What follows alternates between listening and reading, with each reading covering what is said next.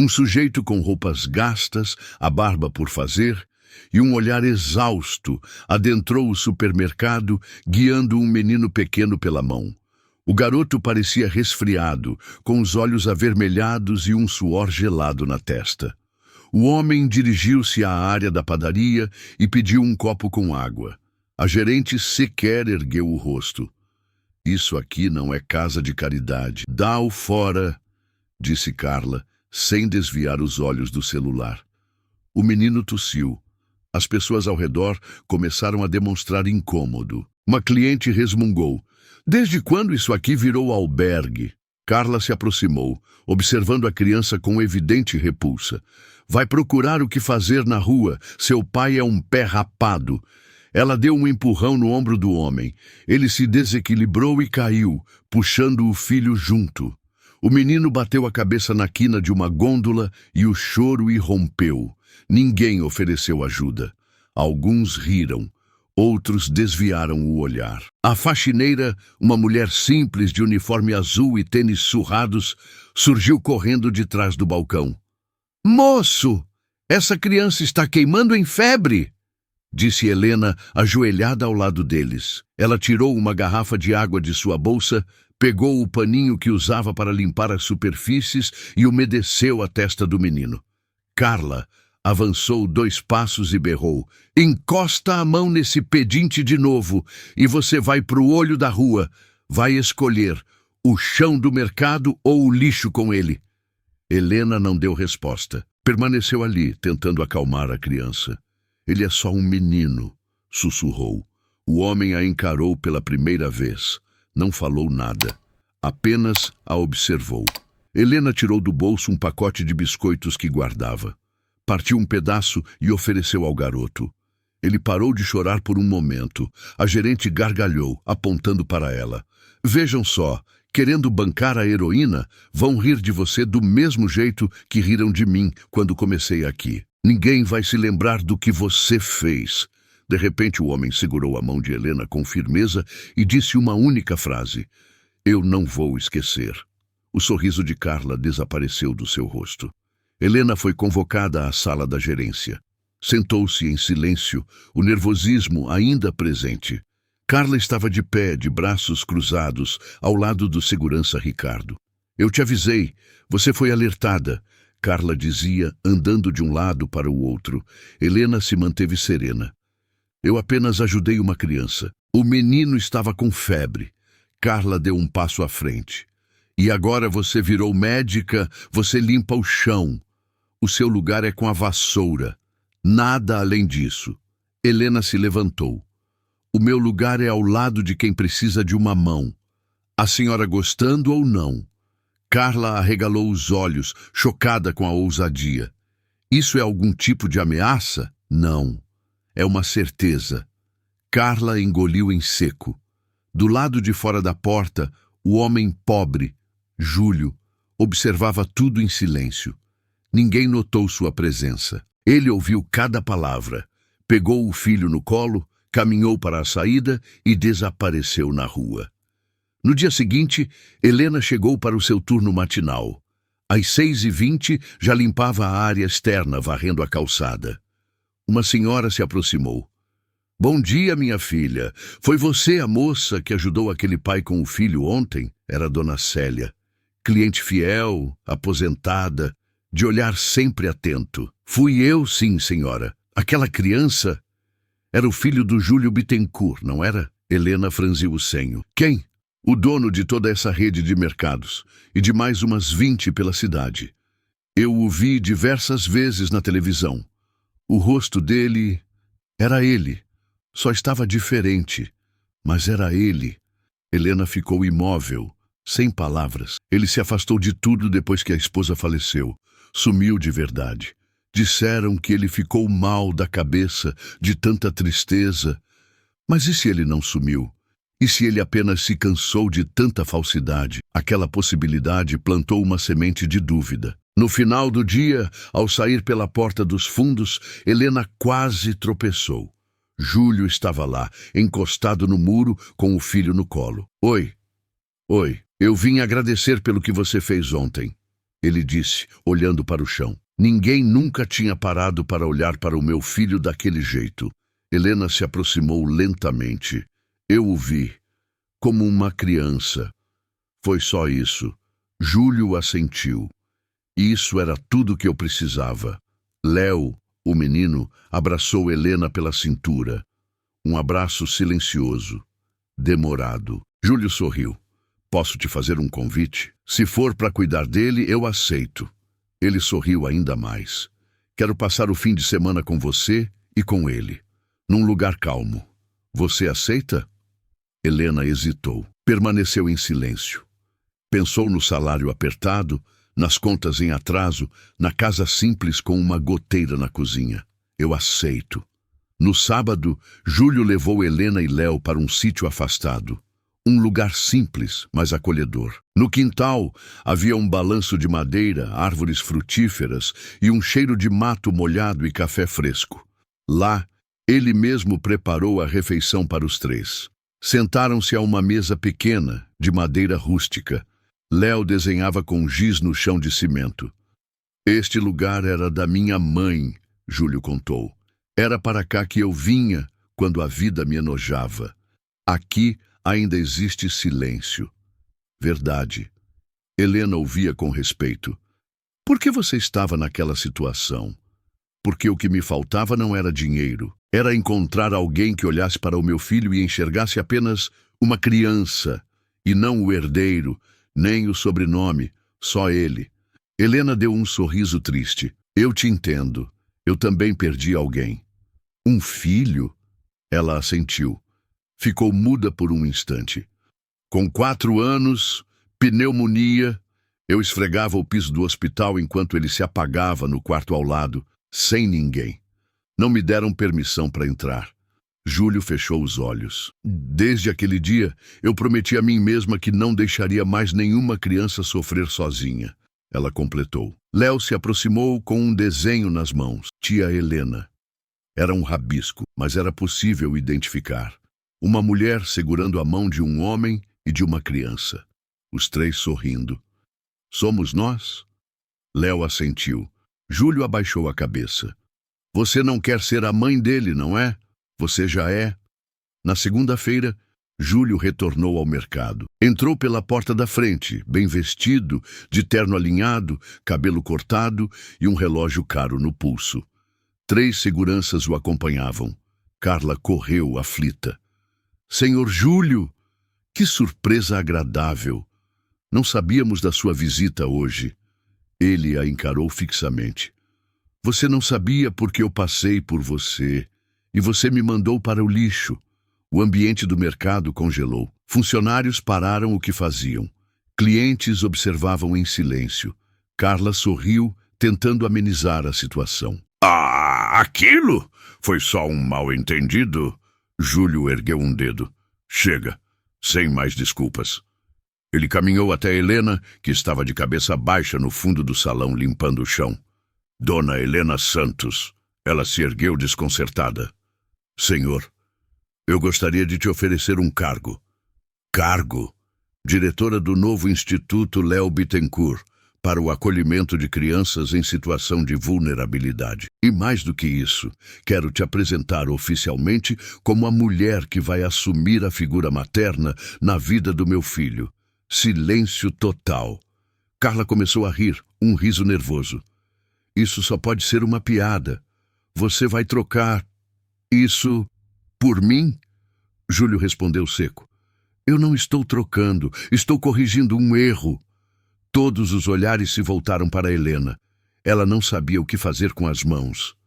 Senhor, eu não tenho nem estudo para isso. Você não precisa de estudo. Você sente o que ninguém mais aqui foi capaz de sentir. Ele segurou a mão dela. Léo apareceu por trás, abraçando a perna da faxineira.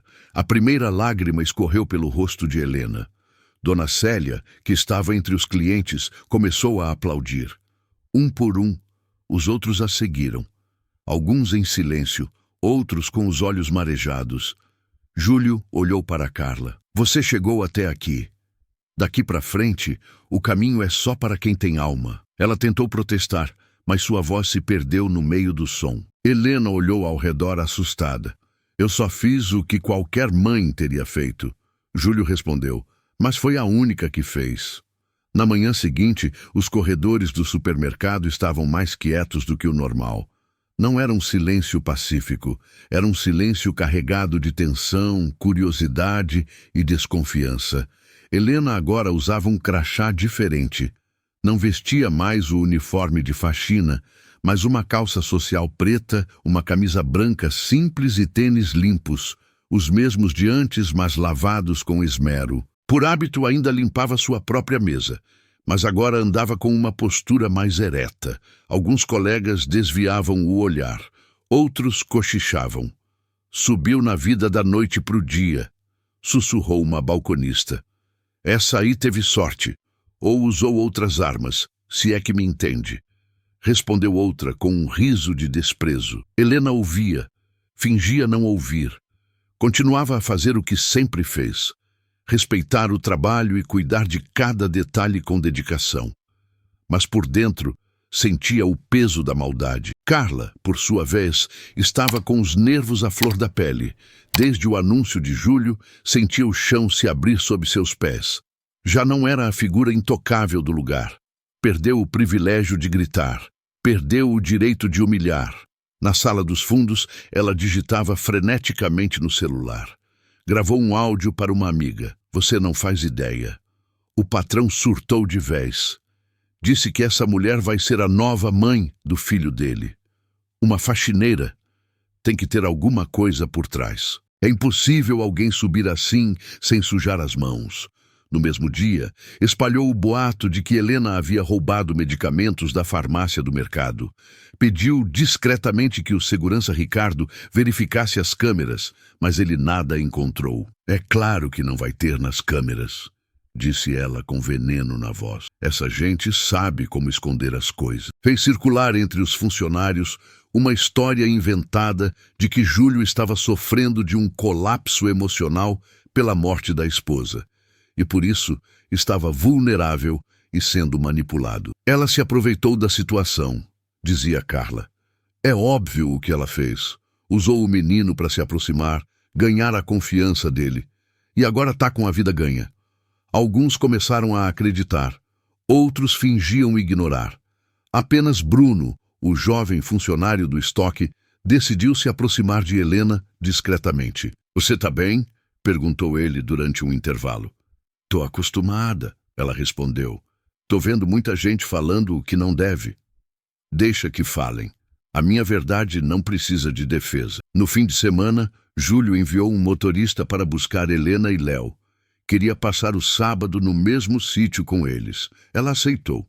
Precisava de um respiro. No carro, Léo deitou no colo dela e adormeceu. Júlio, no banco da frente, a observava pelo retrovisor. Estão dizendo coisas sobre você. Eu sei. Quer desistir? Ela demorou a responder, olhando pela janela. Eu já perdi meu filho uma vez. E não foi para a morte. Foi para a indiferença dos outros. Se eu desistir agora, é como admitir que gente de bom coração não tem lugar no mundo. E isso eu não aceito mais. Júlio sorriu discretamente. Então você vai ficar? Eu não estou aqui por você. Nem por mim. Estou aqui por ele, disse ela, acariciando os cabelos de Léo. E se para cuidar dele eu tiver que aguentar o mundo inteiro me julgando, então que julguem. No sítio, passaram o dia no quintal. Helena preparou feijão, arroz e frango ensopado. Júlio lavou a louça. Léo brincou com bolhas de sabão. No final da tarde, enquanto o sol se punha, Júlio tocou no assunto. O que você acha de ficar mais perto da gente? Quero dizer, de forma definitiva. Você está me pedindo para morar com vocês? Não por mim, por ele. O Léo só se abre com você. Desde que a mãe dele se foi, ele não deixava ninguém tocá-lo. Helena olhou para o menino que ria descalço na grama. Eu só sei cuidar, não sei fazer discursos, nem manter as aparências. Eu já tive pessoas que sabiam manter as aparências. Nenhuma delas sabia amar. Ela respirou fundo. Então tudo bem, eu fico, pelo Léo. No dia seguinte, retornaram ao mercado. A primeira pessoa a vê-los juntos foi Carla. Quase deixou a prancheta cair. Ficou pálida. Ela está dormindo na casa dele agora, murmurou para Ricardo. É o que parece. Carla mordeu o lábio inferior com força. O plano precisava ser mais agressivo. Se não conseguia derrubar Helena com palavras, o faria com consequências. No final do expediente, Carla foi até a segurança interna e exigiu uma investigação formal. Quero que revistem o armário da faxineira. Tenho certeza de que vão encontrar algo lá. Talvez o dinheiro que sumiu do caixa 3. Ou algo pior. Ricardo hesitou. Se não fizer, eu digo que foi você quem a acobertou. Ela ameaçou. Sem saída, o segurança simulou uma verificação de rotina. Abriu o armário de Helena. Não havia nada. Mas no fundo, num canto, havia uma pequena sacola. Dentro, uma pulseirinha infantil de pano, já gasta pelo tempo. Isso é seu? Ele perguntou. É do meu filho. Do menino? Do que eu perdi. Ricardo fechou o armário, sem dizer mais nada. Pela primeira vez, sentiu-se cúmplice de algo sujo. No mesmo dia, Carla armou outra jogada. Fez uma ligação anônima para um jornalista de um site de fofocas local. Tem um escândalo prestes a estourar, ela sussurrou. O dono da maior rede de supermercados da cidade está sendo seduzido por uma funcionária. Ele enlouqueceu, está colocando o dinheiro da empresa no nome dela. O site publicou no dia seguinte: faxineira vira diretora após envolver-se com dono bilionário. Romance ou manipulação? A notícia se tornou viral, acompanhada de uma foto de Helena segurando Léo na porta do sítio. Quando ela chegou ao mercado naquela manhã, tudo estava diferente. Olhares, risos abafados, pessoas tirando fotos escondidas. E na sala da gerência, Carla comemorava com uma xícara de café. Mas Júlio já sabia de tudo, e ele não ia deixar aquilo passar em branco. A pulseirinha de pano ainda estava no bolso do seu uniforme. Helena segurava aquele fragmento de memória como um escudo invisível. Naquela manhã, ao ver a manchete maldosa no celular, ela não reagiu com raiva, não gritou, não chorou. Apenas se sentou num banco de cimento, nos fundos do supermercado, e fechou os olhos. Sua mente a transportou para o passado. 5 anos antes, hospital público, madrugada. Uma chuva forte batia nas janelas. Helena corria pelos corredores com o uniforme sujo, limpando o que ninguém queria ver. Trabalhava como auxiliar de limpeza na ala infantil. Seu filho, Mateus, de 4 anos, tossia no colo da vizinha. Tinha febre há 2 dias. Sua respiração era fraca. Helena tentou entrar com ele pela porta dos fundos da ala médica, mas foi barrada. Funcionário não entra com familiar. Aguarde lá fora, disse a enfermeira. Helena implorou. Chorou. Disse que ele era apenas uma criança, que não tinha mais ninguém. Regras são regras. Ela o deixou num banco da recepção. Foi limpar um corredor, chorando em silêncio. Quando voltou, Mateus estava desacordado. Não houve tempo. Pneumonia severa, falência respiratória. Nos dias que se seguiram, ninguém ligou. Nenhuma assistente social apareceu. Nenhum médico veio conversar. O corpo foi liberado como indigente. Se não fosse pela pulseirinha com o nome escrito à caneta, Mateus Santos. Ela nem teria como provar que ele um dia existiu. Desde então, ela guardava aquela pulseira, não como uma memória, mas como um norte. Era o que a fazia levantar todos os dias com a promessa de que nenhuma outra criança morreria invisível. E naquele momento, de volta ao presente, observando Léo correr pelo estacionamento, ela soube que sua promessa continuava viva, muito viva. A notícia do suposto romance escandaloso entre Helena e Júlio se espalhou como fogo em palha seca. Nos corredores do supermercado, os cochichos se tornaram risadas abertas. Os clientes a olhavam de lado. As funcionárias passavam com um ar de superioridade. Helena andava de cabeça baixa, mas não se escondia. Pegava seu café, cumprimentava quem a ignorava e cumpria suas obrigações no instituto recém-criado, mesmo sob o peso dos ataques. Na sala de reuniões, Júlio a esperava. Os dois haviam traçado um plano. Eles vão continuar te atacando, disse ele, sentado com uma pasta cheia de documentos. O escândalo vende, mas eu quero que você veja isto. Ele abriu a pasta. Mostrou documentos, atas, registros. Ali estavam todas as provas de que a nomeação de Helena como diretora do Instituto Léo Bittencourt era legal, transparente e supervisionada por uma auditoria externa. Essa parte da batalha está ganha, ele disse. Mas a guerra ainda não. E qual é o próximo passo? Vamos apresentar o Instituto oficialmente. Um lançamento público, com imprensa, convidados, parceiros sociais. E é lá que você vai falar. Como diretora, como mulher, como mãe. Helena respirou fundo. Nunca havia falado em um microfone, muito menos na frente de câmeras, mas olhou para Léo, que brincava com blocos de madeira no chão, e assentiu. Eu vou falar. Por ele. Pelo meu filho que se foi. E pelos filhos de quem ainda não tem voz. Nos 3 dias seguintes, Helena se preparou. Com a ajuda de Bruno, que agora a apoiava abertamente, ela escreveu seu discurso. Passava as noites ensaiando em frente ao espelho. Cada frase era repetida até sair com firmeza. No sábado, véspera do evento, Júlio convidou Helena e Léo para dormirem novamente no sítio. Queria garantir que ela estivesse tranquila, longe da pressão. Tem certeza de que quer fazer isso? Perguntou ela, enquanto colocava Léo na cama. Absoluta. Eu só não queria te expor. Mas você escolheu lutar. Agora a cidade inteira vai ver quem você realmente é. Na manhã do evento, os convidados começaram a chegar ao instituto. O local havia sido reformado às pressas. Paredes brancas, decoração colorida, brinquedos novos e cartazes com frases de acolhimento. Helena vestiu uma blusa clara e uma calça azul marinho. Simples, mas elegante. Júlio, um terno cinza discreto.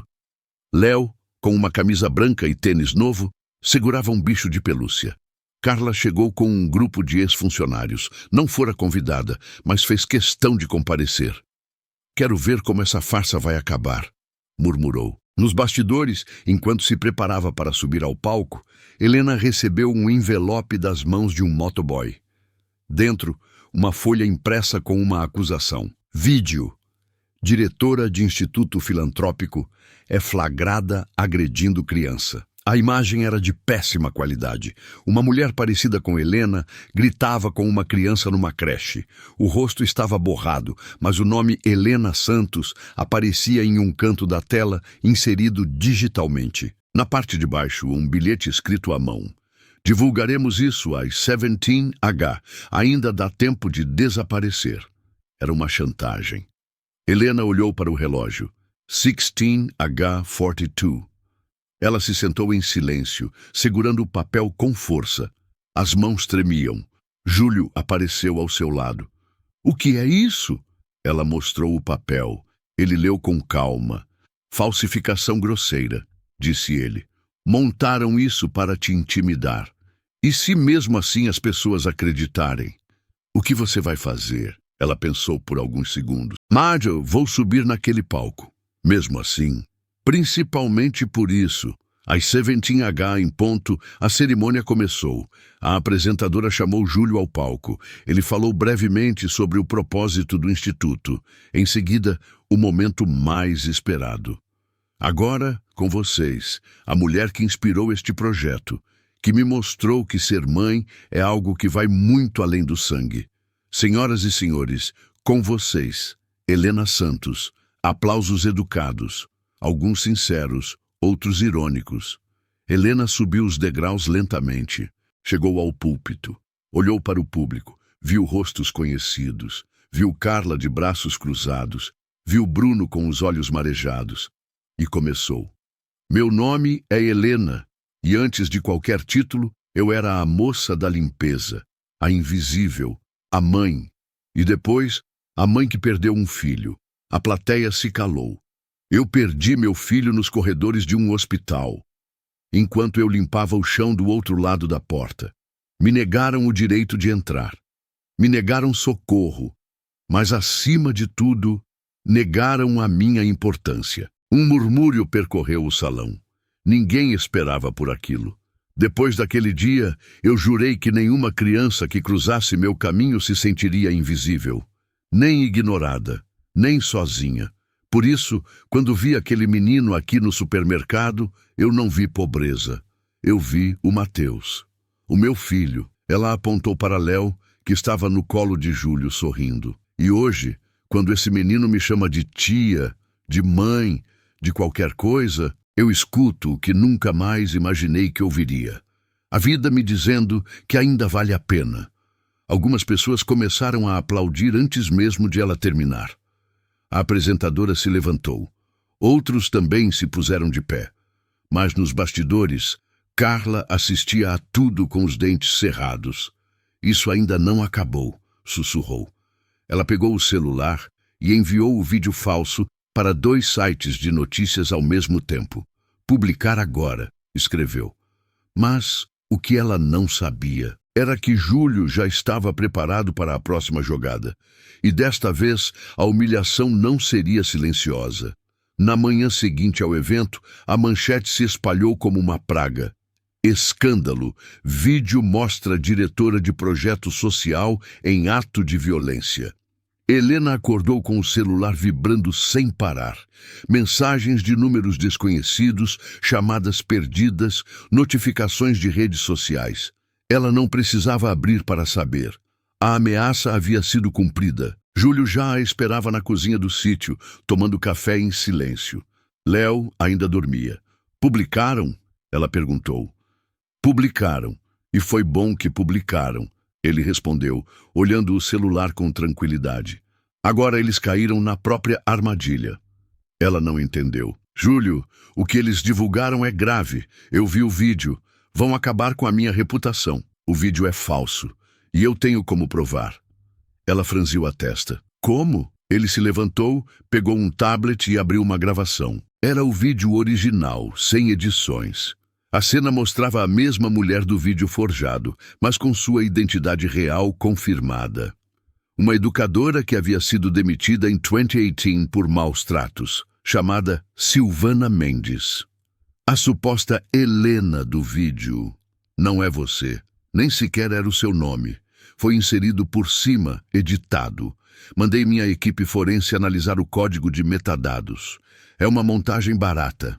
Ela se aproximou para ver os detalhes. E mesmo que a pessoa fosse parecida, o vídeo é de 2018. E você tem registros, documentos e o ponto eletrônico da empresa onde trabalhava naquele mês. Você estava em outro estado, trabalhando no turno da noite em uma escola técnica.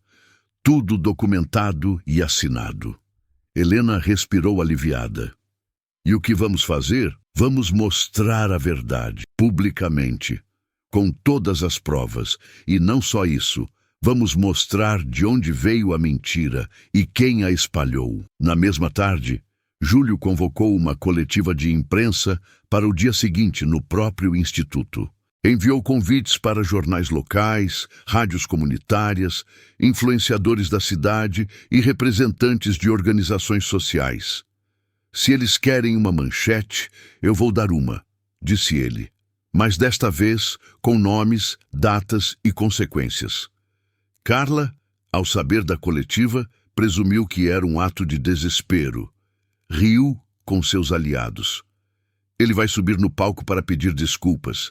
Está tentando salvar a imagem da faxineira antes que tudo desmorone. Na manhã da coletiva, o salão do instituto estava lotado. Repórteres ajustando seus equipamentos, câmeras ligadas, celulares transmitindo ao vivo. Curiosos se aglomeravam nas janelas, e funcionários da rede de mercados ocupavam as primeiras fileiras. Carla também estava lá, com um sorriso ensaiado. Vestia um blazer vermelho e um batom chamativo. Sentou-se na segunda fileira, em um lugar bem visível. Queria assistir à queda de camarote. Pontualmente às 10h, Júlio subiu ao palco. Desta vez, não usava terno. Camisa branca, mangas dobradas. Estava sério. Foi direto ao ponto. Bom dia. Eu não estou aqui hoje como o dono de uma empresa. Estou aqui como pai. O salão silenciou. Nos últimos dias, minha decisão de nomear a senhora Helena Santos como diretora do Instituto Léo Bittencourt foi questionada, criticada e agora atacada com mentiras. Ataques que miraram não apenas a honra dela, mas a alma do meu filho. Léo estava sentado ao lado de Helena na primeira fileira, com um fone de ouvido e um tablet no colo. Júlio olhou para ele e continuou. Ontem foi divulgado um vídeo que supostamente mostrava a senhora Helena agredindo uma criança. Hoje eu vou mostrar a verdade. As luzes diminuíram. Um telão foi ligado. E ali, diante de todos, foi exibido o vídeo falso, lado a lado com o original. Júlio pausava e explicava. A suposta Helena não é ela. Aqui estão os dados do vídeo original. Silvana Mendes, registrada em ocorrência policial em 2018. A escola já se pronunciou a respeito. Ele também mostrou a análise técnica feita por especialistas. A adulteração dos nomes, os metadados manipulados, o áudio sobreposto. Nada foi deixado de fora. E mais, no dia da gravação, Helena estava registrada em outro estado. Aqui está o contrato, o ponto eletrônico, as assinaturas de entrada e saída. Os flashes das câmeras dispararam. Os murmúrios aumentaram. Os jornalistas anotavam tudo freneticamente. Júlio então caminhou para a frente do palco. O vídeo é falso. A acusação é criminosa e a responsável por isso também está aqui. Um silêncio mortal tomou conta do ambiente. O IP de onde o vídeo foi enviado para os sites foi rastreado. O envio foi feito de dentro de uma cafeteria, às 16 Ag 32. E sabem quem estava nessa cafeteria neste exato horário? As luzes do telão mudaram para exibir uma imagem da câmera de segurança. Carla, de blusa vermelha, com o celular na mão. Carla Medeiros, ex-gerente da rede Bittencourt. Essa é a mulher que tentou destruir a vida de quem salvou a do meu filho. Carla se levantou abruptamente. É uma armação, Júlio apontou para ela. Mais armação do que forjar um vídeo de agressão. Você quer tentar gritar mais alto que os fatos? Ela ficou sem palavras. A câmera de uma TV local se virou em sua direção. O público assistia, hipnotizado. Júlio se voltou novamente para o microfone. Eu só queria encontrar uma pessoa que olhasse para o meu filho como ele é, não como um herdeiro, não como um símbolo, apenas como um menino. Ele olhou para Helena. E foi uma mulher invisível, humilhada, desacreditada, que me mostrou que ainda existe coração no mundo.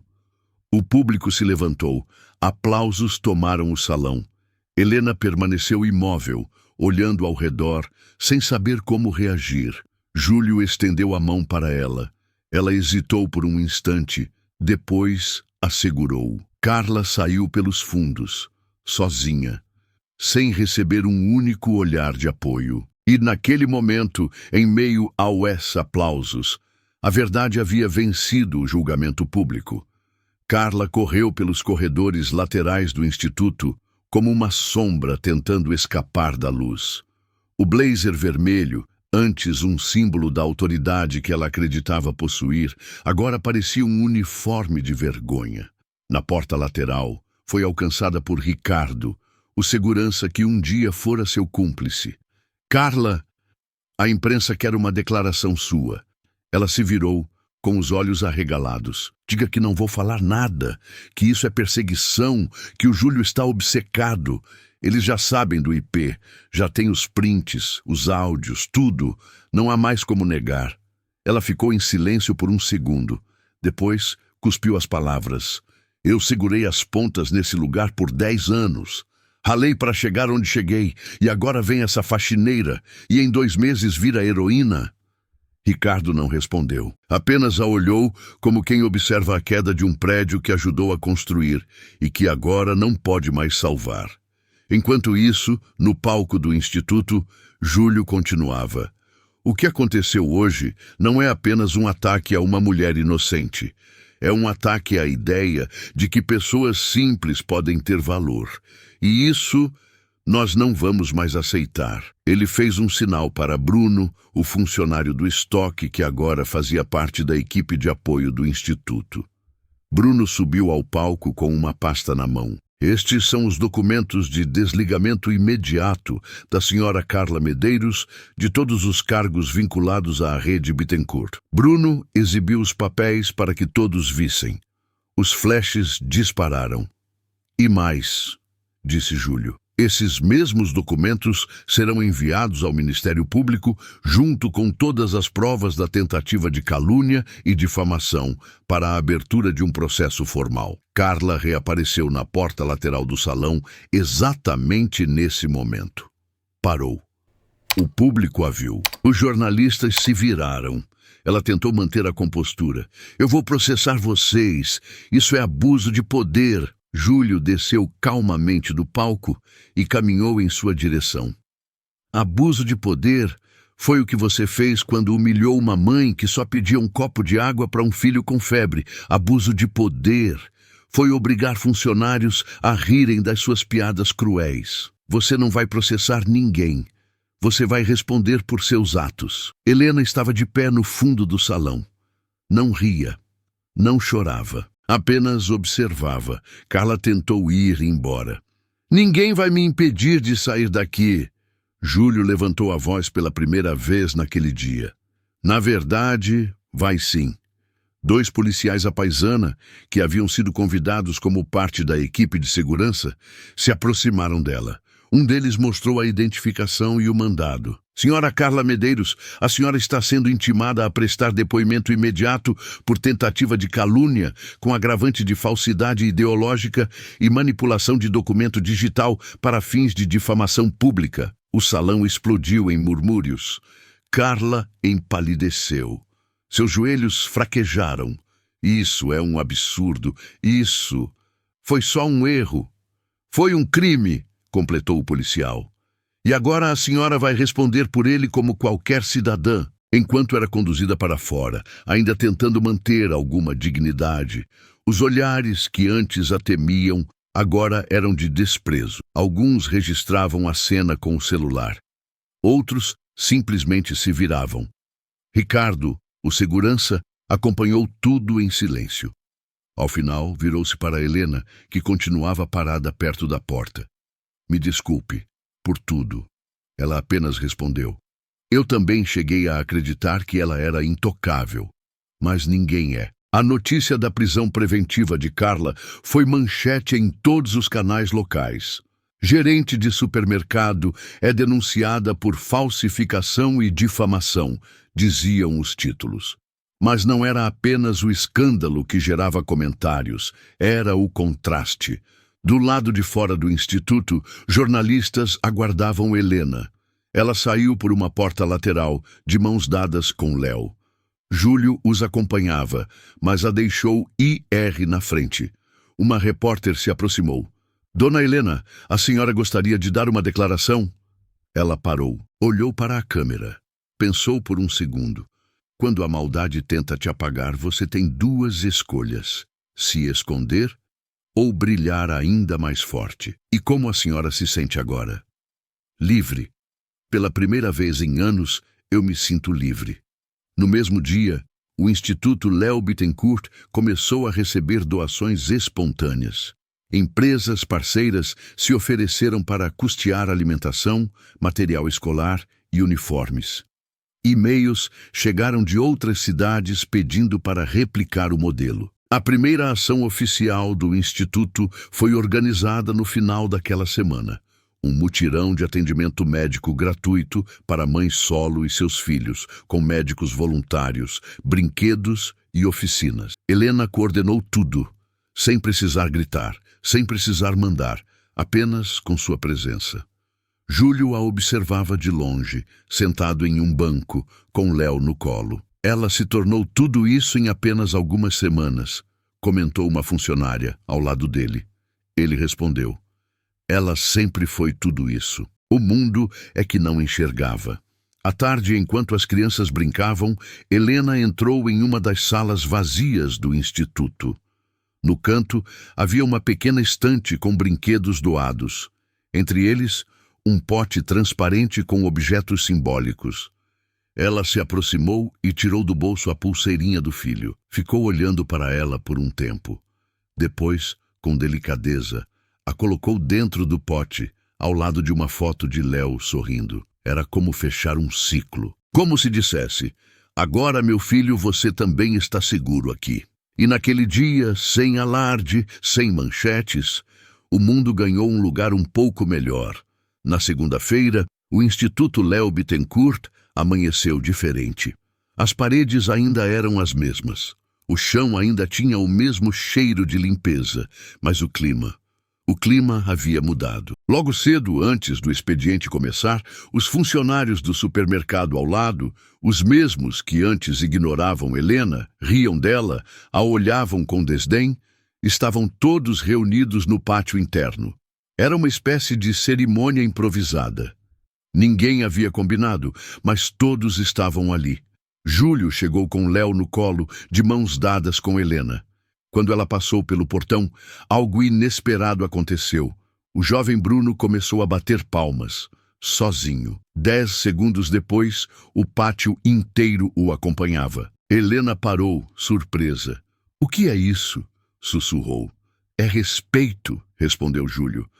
Carla havia desaparecido. A sala da gerência fora desocupada.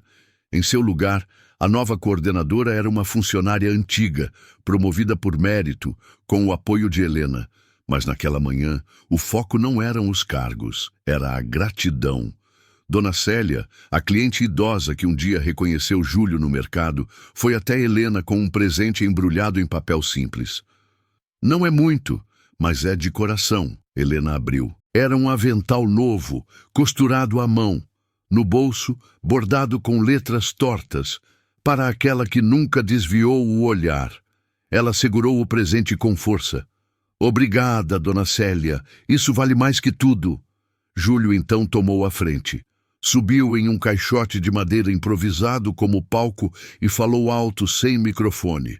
"Eu já vi muita coisa nesta vida. Vi gente rica sendo miserável, vi gente pobre sendo gigante, mas nunca vi alguém virar o mundo de cabeça para baixo com tanta dignidade como a Helena fez." Ele olhou para ela. "E é por isso que hoje, oficialmente, eu a apresento como a nova responsável geral por todos os projetos sociais da Rede Bittencourt. Ela vai supervisionar tudo, escolher as equipes e, se ela quiser, formar novas lideranças por este país inteiro." As palmas retornaram, mas desta vez não eram apenas palmas, eram as mãos que antes a empurraram, agora estendidas para apoiá-la. Alguns choravam, outros abaixavam a cabeça, envergonhados por não terem enxergado antes. Bruno, com os olhos marejados, foi o primeiro a ir até ela e abraçá-la em público. "Me perdoa por não ter feito mais", disse ele. "Eu devia ter te defendido antes. Você me enxergou quando eu ainda era invisível." Isso já foi tudo. Júlio se aproximou com Léo no colo. O menino, sem que ninguém esperasse, falou alto pela primeira vez em público. "Mamãe, vem ver o desenho que eu fiz." O pátio silenciou. Helena caiu de joelhos, as mãos na boca, os olhos cheios de lágrimas. Ela correu até ele, abraçou o menino com força e chorou finalmente em paz. Júlio apenas observava, de olhos fechados. Naquele momento, não existia mais manchete, não existia mais cargo, nem rótulo. Só existia a verdade. A mulher que foi empurrada, ridicularizada, usada como alvo, agora era um exemplo. E por vontade de todos ali, e não mais apenas dele, ela era a nova líder. 5 anos depois. O Instituto Léo Bittencourt agora tinha 3 unidades, 2 na capital e uma no interior. Recebia crianças em situação de vulnerabilidade, mães solo, famílias desalojadas. No pátio da unidade central, uma grande placa estampava a nova missão: cuidar de quem o mundo esqueceu. E logo abaixo, uma assinatura em metal: Helena Santos, diretora fundadora. Helena chegava cedo todos os dias, nunca deixou de ser a primeira a acender as luzes e a última a apagar. Continuava usando roupas simples, cabelo preso e o mesmo sorriso tímido de sempre. Mas agora carregava algo diferente no olhar. Firmeza. Ela caminhava pelos corredores com uma prancheta na mão, acompanhada por jovens coordenadoras que ela mesma formou. Mães que, como ela, vieram da invisibilidade e que agora mudavam histórias com as próprias mãos. No pátio do instituto, Léo brincava com outras crianças. Já com 10 anos, sorria com facilidade. Tinha amigos, tirava boas notas. E toda vez que via Helena, corria para abraçá-la. "Mãe, vem ver!" ele gritou naquele fim de tarde. Helena largou a prancheta e correu até ele. "O que foi, meu amor?" Léo apontou para um desenho que havia feito na parede do parquinho com tinta guache. 3 pessoas de mãos dadas. Uma mulher, um homem e um menino. Todos com capas de super-herói. "Somos nós." Helena segurou o choro. Sorriu. Beijou a testa dele. Na sala da direção havia uma estante de vidro. Nela, troféus, certificados, fotos. No centro da estante, em destaque, estava a pequena pulseirinha de pano de Mateus. Ao lado dela, uma placa com uma frase gravada: "Porque nenhuma criança merece crescer invisível." Júlio, agora mais velho e menos ativo nos negócios, assistia a tudo de longe. Sentado em um banco de madeira, com um livro no colo, dizia para quem quisesse ouvir: "A melhor decisão da minha vida não foi esconder minha fortuna. Foi permitir que meu filho me mostrasse quem realmente merecia fazer parte dela. Quantos gigantes você já tratou como se fossem invisíveis, só pela roupa que vestiam? Quantas vezes julgou alguém pelo uniforme, pela aparência simples, pela condição social? E só depois descobriu que ali existia uma história imensa." Helena não salvou apenas uma criança. Ela salvou a ideia de que a bondade não depende de status, de currículo ou de sobrenome. Ela provou que o caráter não se mede pelo cargo que ocupamos, mas pelas escolhas que fazemos quando ninguém está olhando. E a Carla? Ela representou o outro lado. O lado que ainda acredita que o poder é um direito de poucos, que o respeito pode ser comprado, que a humildade é uma fraqueza. Mas agora, a escolha é sua. Em qual dessas 2 mulheres você se enxerga? Se essa história te tocou de alguma forma, compartilhe. Alguém pode estar precisando ouvir que ainda vale a pena fazer o que é certo, mesmo quando o mundo inteiro parece apontar na direção contrária, porque a dignidade sempre encontra uma maneira de vencer.